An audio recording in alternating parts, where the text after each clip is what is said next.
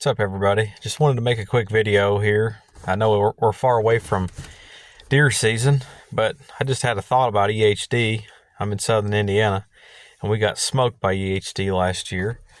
And I just had a thought about a remedy for it. And the thought was, I think that most of the biting midges spawn, basically, in shallow areas in bodies of water where it gets really muddy and silty and nasty. That's where they spawn at. So my question or my thought is, that went through my head, I looked it up in limestone, like if you had pebble limestone or whatever, even if you just had regular rock, if you put it in all the areas, and like for instance, I got a lake close to me that's public.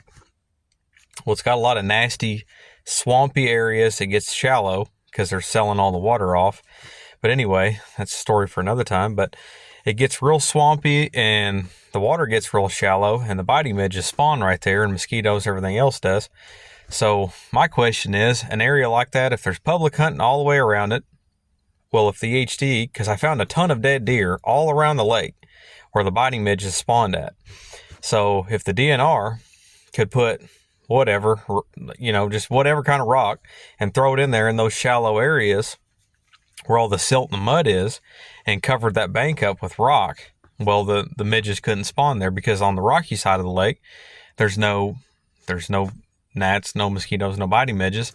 And then if you put limestone instead of just regular rock, the lime leaches off the limestone, and it would kill the biting midges. So that's just a thought. Maybe if you had a small property or a big property, whatever, if you had a little pond on your lake, or a pond on your property that had, conditions like this, had muddy bank, whatever, maybe if you put limestone around the edges where the water meets the bank, maybe that would stop biting midges. If that makes sense to you, maybe leave a comment and I'll go around the lake around where I live at and try to make a video about it.